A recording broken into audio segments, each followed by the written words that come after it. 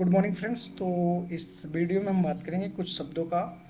जो शब्द हैं इनका हम अपनी डेली लाइफ में हिंदी में बहुत यूज करते हैं। हिंदी में इनका बहुत यूज़ है, हम उसको बहुत बोलते हैं, लेकिन इंग्लिश में हम उनको नहीं जानते हैं कि उनका ट्रांसलेशन क्या होगा।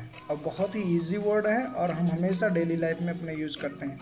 तो अगर हम डेली के मान लो 5 शब्द इंग्लिश में समझ लेते हैं, सिर्फ 5 शब्द, अगर पाँचों को समझते हैं और इनको अपनी डेली लाइफ में जब हम हिंदी बोलने लगें तो उसकी जगह पर रिप्लेस करें और इंग्लिश को उन वर्ड को यूज़ करें, definitely after 15 days 20 days 30 days later you will see changes in your self. आप अपने आप में ही बदलाव देखेंगे। लेकिन आपको ये जो वर्ड्स हैं उनको अपनी डेली लाइफ में यूज़ करना होगा, कि ऐसा नहीं कि आप उसको रटना इट्स नॉट फ्रूटफुल। वो आपको फलदायी नहीं होगा, रटना फ्रूटफुल नहीं होगा। आपको उन चीज़ों को अपनी डेली लाइफ में यूज़ करना होगा। तो जैसे एक वर्ड है मन ही मन, कहते हैं ना कि मन ही मन में मैं बहुत खुश हूँ, inwardly I am very happy. अब दूसरा वर्ड जैसे एग्जांपल दूँ तो कहते हैं ना इनवर्डली ही वांट्स टू गो देयर, मतलब मन ही मन ही वो वहाँ जाना चाहता है। अब तीसरा एग्जांपल, मन ही मन मैं समोसा खाना चाहता हूँ, ठीक है। Inwardly I want to eat rissole, RISSOLE। अब देखो समोसा को इंग्लिश में हमने बहुत दिन पहले पढ़ा था, but instantly it came in my mind, तो हमने रिसोल बोला। अदरवाइज अगर आपको नहीं आ रहा है तो आप समोसा को समोसा भी लिख सकते हो।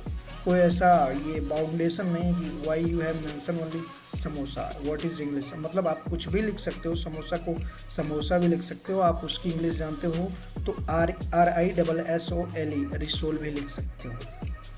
तो मन ही मन को क्या बोलते हैं, इनवर्डली। दूसरा शब्द है जैसे कहते हैं ना वो धीरे धीरे करके पैसा दे देगा, तो धीरे धीरे को क्या इंग्लिश में बोलेंगे, little bye little, little bye little, little bye little, LITTLE, little bye little, मतलब धीरे धीरे करके वो पैसा दे देगा। Little bye little he will pay out, मतलब धीरे धीरे करके वो पैसा दे देगा। अब जैसे बोलना है कि धीरे धीरे करके वो सक्सेस हो जाएगा, little bye little he will get succeed.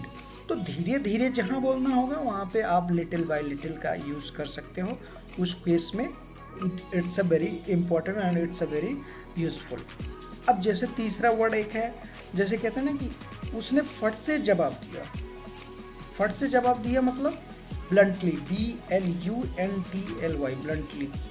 और इसी को इंस्टेंटली भी बोलते हैं, INSTANTLY, ब्लंटली या इंस्टेंटली। कहते ना कि उसने फट से जवाब दे दिया या उसने तुरंत जवाब दे दिया, ब्लंटली ही रिप्लाइड या इंस्टेंटली ही रिप्लाइड। अब जैसे बोलना कि घर में कहते हैं ना कि वो तुरंत ही बोला, वह तुरंत ही बोला मतलब ही स्पोकन ब्लंटली, ठीक है, या ही स्पोकन इंस्टेंटली। तो तुरंत बोला या फट से बोला वो ब्लंटली होगा या इंस्टेंटली होगा, दोनों में से किसी एक को आप सेलेक्ट कर सकते हैं।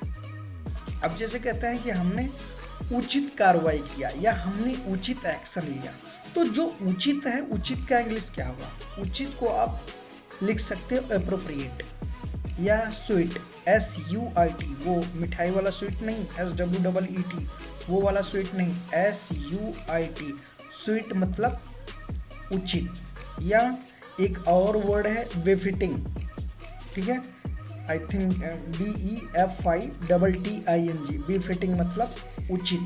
तो स्वीट भी बोल सकते हो, SUIT, बेफिटिंग भी बोल सकते हो, एप्रोप्रिएट भी बोल सकते हो, और सारे ऐसे बहुत सारे सिनोनिम्स हैं कि आप उचित जहाँ या उपयुक्त हो या सब्सटेंशियल भी बोल सकते हो। कहते हैं ना कि हमने उपयुक्त या हमने उचित कार्रवाई किया, हमने उचित डिसीजन लिया या उचित मात्रा में सब चीज बनवाया।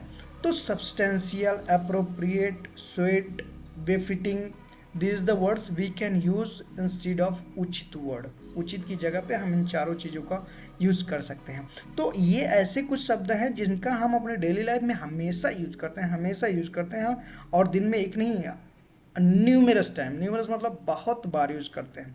तो अगर हम उसको 1-2 बार चीज़ों को पढ़ लेते हैं और समझ लेते हैं, तो हम दिन में अगर उसका 5 बार भी यूज़ कर लिए, 3 बार भी अगर इंग्लिश में यूज़ कर लिए, तो आने वाले 1 वीक में या 10 डेज में definitely that automatically will come out it from your tongue. ये अपने आप आपके जुबान से आएगा, without any force, without any recalling in your mind. आपके दिमाग में उसको फोर्स करने की जरूरत नहीं है, आपको याद करने की जरूरत नहीं है, कोई मगअप करने की, मगअप मतलब रटने की कोई ज़रूरत नहीं है। वो अपने आप it will click in your mind firstly instead of Hindi. Hindi से पहले ये आपके माइंड में क्लिक करेगा and it will come out from you. ये आपसे, आपके मुंह से बाहर आएगा। तो देखो, एक मॉडरेट लेवल का इंग्लिश बोलने के लिए कोई ऐसा नहीं है कि मतलब 2-4 हज़ार मीनिंग का ज़रूरत है।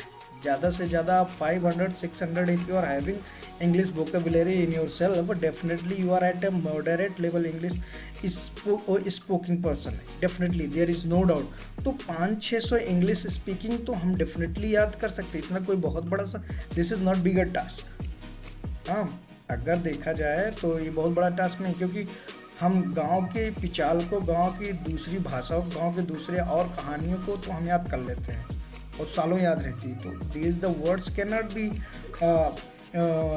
Recall in my self, this can be also, ये भी हो सकता है, लेकिन वी हैव नेवर ट्राइड, हमने इसको कभी प्रयास नहीं किया, हमने कभी ये समझा ही नहीं कि this is also very useful. लेकिन बहुत यूजफुल है, बहुत नेसेसरी है, बहुत एसेंशियल है लाइफ के लिए। तो 2-2, 4-4 वर्ड करके just try to understand yourself और अपनी डेली लाइफ में उसको यूज़ करने का ट्राई कीजिए, अपने शब्दों में, अपने लैंग्वेज में उसको यूज़ करो। अब उसको सोचना कि किसी के सामने हम शर्मिंदा हो रहे हैं, कोई हमको क्या कहेगा, गलत होगा, सही होगा, इससे कोई सोच या कोई निगेटिव प्रभाव नहीं पड़ना है। जो जिसको सोचना है वो सोचेगा ही, आप अपने काम को करते रहो। hope it would be fruitful for you definitely, and definitely we will keep this continue। हम हमेशा इसको कंटिन्यू रखेंगे और कुछ ना कुछ न्यू वर्ड्स लाते रहेंगे और डिस्कस करते रहेंगे। Thank you.